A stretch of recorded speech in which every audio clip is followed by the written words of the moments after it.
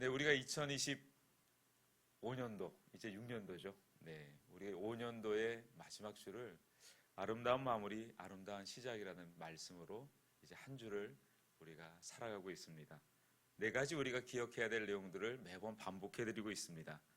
마지막이 있음을 꼭 기억하시길 바랍니다. 마지막이 가까울수록 우리는 더욱더 사랑해야 합니다. 그리고 우리는 은혜의 청지기입니다. 무엇보다 모든 것이 하나님의 영광으로 돌아가게 하는 것이 우리 삶의 목적입니다. 그래서 오늘 말씀의 주제는 같이 할까요? 아름다운 시작은 하나님의 영광에서 시작됩니다. 아멘이시죠? 네. 여러분, 말씀을 듣는다는 것, 그리고 우리가 설교를 통해서 하나님의 은혜를 만난다는 것은 이렇게 표현할 수 있습니다. 같이 할까요? 하나님의 영광이 말씀을 통해 드러나고 그 영광이 성도의 삶을 새롭게 하는 하나님의 역사다. 같이 할까요? 무조건 아멘입니다. 연말이 되면 시상식을 합니다. 그래서 한 해 동안 애쓰고 노력한 분들이 여러분 방송을 보시면 꼭 나와서 수상소감을 밝힙니다. 그때 우리가 위로를 받거나 힘을 얻는 그런 수상소감이 있습니다. 기억 충분히 나시죠? 이게 트로피입니다. 이 모든 영광을 하나님께 올려드립니다. 라고 할 때에 믿는 우리에게 공감이 일어나고, 와, 저분 참 신앙이 좋구나 라고 우리는 생각합니다. 그리고 그런 꿈을 꾸고 있는 혹시 배우가 있다면 나도 저 시상식의 자리에서 하나님의 영광을 마음껏 좀 드러내면 얼마나 좋을까라는 소망을 품기도 하겠죠. 물론 하나님의 영광입니다. 그런데 오늘 제가 드리고 싶은 말씀은 성경이 말하고 있는 하나님의 영광은 도대체 무엇일까? 우리가 바로 알아야겠죠. 그것도 하나님의 영광이 맞습니다. 하나님의 영광은 우리 삶의 목적입니다. 이사야 43편 3장 7절에 보면 이렇게 말씀하고 있습니다. 내 이름으로 불려지는 모든 자, 곧 내가 내 영광을 위하여 창조한 자를 오게 하라. 그를 내가 지었고 그를 내가 만들었으니라. 내가 내 영광을 위하여 창조한 자, 그것이 바로 저와 여러분인 줄 믿습니다. 여러분, 믿음, 신앙은 삶의 일부가 아니라 하나님의 영광을 위해 존재하게 하는 삶의 목적입니다. 영광이란 하나님이 자신을 보여주실 때 우리가 하나님을 바로 알게 되고 그 믿음의 삶의 방식으로 드러나는 것입니다.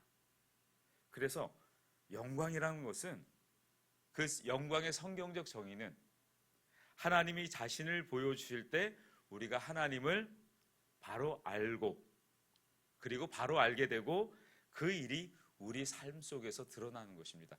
그러니까 하나님의 영광은 뭐라고요? 하나님을 바로 아는 거예요. 그러니까 어떤 우리가 행위를 해서 그 열매가 너무 좋고 아름다워서 이걸 주신 분이 하나님이에요 라고 말하는 부분도 일리가 충분히 있지만, 조금 더 성경이 말하고 있는 영광이라는 것은 하나님이 누구신지를 바로 아는 것입니다. 그게 하나님의 영광입니다. 그래서 저와 여러분들이 큰 응답을 얻고 여러분의 삶의 열매가 풍성해지는 그 모든 것을 통해 하나님의 영광이 드러나는 그것에 머무르는 것이 아니라, 아, 이게 하나님이시구나, 이분이 바로 하나님이구나 라고 할 때에 하나님의 영광이 드러나는 것입니다. 그래서 우리가 말씀을 듣기도 하고 그 말씀을 읽기도 하며 그 말씀을 따라 살다 보면 하나님이 자신을 우리에게 드러내시는 겁니다. 그 드러내신 하나님을 우리가 만나게 될 때 우리가 하나님의 영광을 보게 되는 것입니다. 우리가 복음을 전하는 것도 마찬가지 아닙니까? 우리가 열심히 복음을 전해서 그 영혼이 살아나고 회복되는 것, 그건 우리의 노력이 아닙니다. 성령께서 우리를 이끌어내셔서 또 만나게 하셔서 우리를 통하여 그 복음이 전해지게 하고 영생 주시기로 작정된 자들은 그 복음을 듣게 됩니다. 우리가 그 말씀에 순종하고 나아갈 때에 우리에게 임하는 놀라운 은혜는 뭐냐면 하나님이 이런 분이시구나. 여러분이 이 아침에도 하나님이 어떤 분이신지 아는 놀라운 은혜가 임하시기를 축복합니다.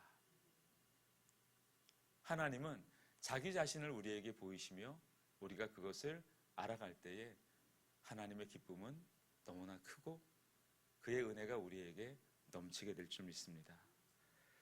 하나님을 바르게 할 때 그 믿음은 예배와 순종의 삶으로 나타납니다. 이것이 하나님의 영광을 사는 방식입니다.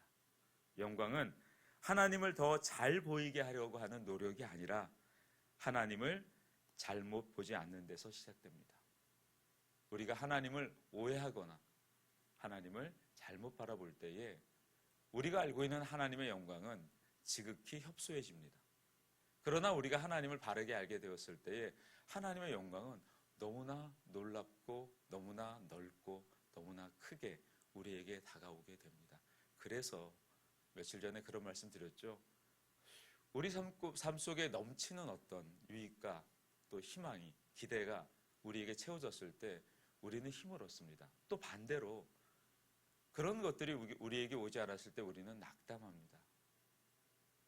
그러나 놀랍게도 하나님의 영광은 우리의 부족함과 모자람과 연약함에도 불구하고 우리를 새롭게 일으키시며 세우실 줄 믿습니다. 여러분 혹시 삶의 자리에서 어떤 부족을 느끼십니까? 아니면 연약함을 느끼십니까? 아니면 하나님 이 문제를 정말 꼭 좀 해결해 주십시오. 제가 이 문제가 해결되지 않는다면 저는 아무것도 할 수 없습니다. 단 한 발자국도 나갈 수가 없습니다. 라고 하는 여러분의 마음 가운데에도 하나님의 영광은 결코 제한받지 않습니다. 오히려 여러분의 약함을 통해서 하나님은 하나님의 강함을 드러낼 줄 믿습니다. 신앙의 능력은 강해지는 것이 아니라 하나님의 영광을 통하여 우리의 어떤 처지에서도 자족하는 힘을 얻는 것입니다. 그래서 그런 그리스도인들을 누가 말리겠습니까? 그런 그리스도인을 누가 멈추게 할 수 있겠습니까? 그래서 그런 그리스도인을 성경은 뭐라고 표현합니까? 감당할 수 없는 사람들, 막을 수 없는 사람들, 그리고 심지어는 이렇게 얘기합니다. 별난 사람들. 저와 여러분들은 그 영광의 호칭을 얻게 되었습니다. 원래 그리스도인이라는 이 단어적 표현은 뭘까요? 별난 사람들이란 거예요. 예수쟁이들이란 것은 별난 사람들이란 거예요. 그래서 여러분들은 오늘 별나게 이 아침에 오신 겁니다. 원래 이 아침에 어떤 것을 하셔야 될까요? 조금 더 주무셔야 되고 조금 더 나를 위해서 나의 시간을 보내야 되는데 우리는 기꺼이 그런 것을 내려놓고 하나님의 영광을 우리는 구하는 자리에 나오게 된 것입니다. 여러분, 교회의 존재 목적도 하나님의 영광입니다. 교회는 자신을 드러내는 것이 아니라 예수님을 통해 하나님의 영광을 보이기 위해 존재합니다. 고린도후서 4장 5절, 4장 6절에는 이렇게 말씀하고 있습니다. 우리는 우리를 전파하는 것이 아니라 오직 그리스도 예수의 주되신 것과 또 예수를 위하여 우리가 너희의 종된 것을 전파함이라. 어두운 데서 빛이 비치라 말씀하셨던 그 하나님께서 예수 그리스도의 얼굴에 있는 하나님의 영광을 아는 빛을 우리 마음에 비추셨느니라. 아멘. 영광을 아는 빛을 우리 마음에 비춰주셨습니다.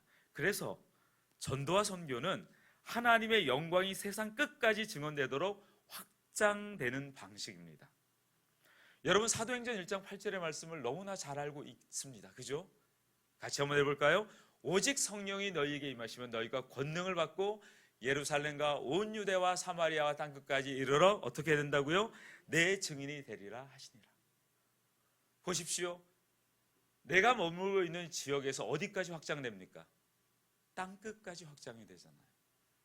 그것은 하나님의 영광이 예수 그리스도를 통하여 땅끝까지 편만하게 충만하게 확장될 거라는 말씀입니다.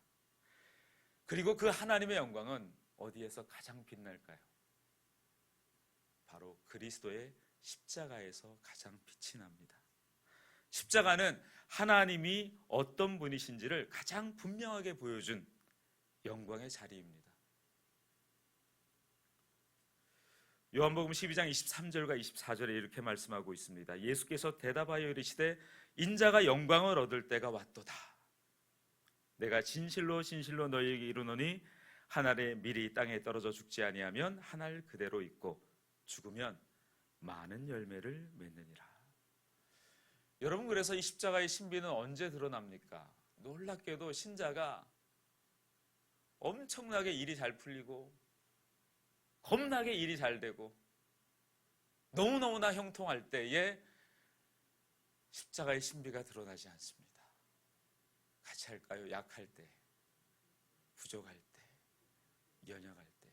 아니, 그러면 주님, 매일 약하고 부족하고 연약하라는 얘기입니까? 그게 아니라 여러분이 어떤 위치에 있을지라도 그리스도 예수 안에서 그런 마음으로 사시라는 거예요. 여러분이 잘 나갈 때도 그런 마음으로 사시고, 여러분이 정말 이건 말도 안 되는 일 아닙니까? 라고 할 때도 그런 마음으로 사시라는 거예요. 십자가의 신비는 부족과 넘침에 결코 연연하지 않습니다. 그러나 우리가 그 은혜 앞에 나와서 하나님, 우리는 무익한 사람들입니다.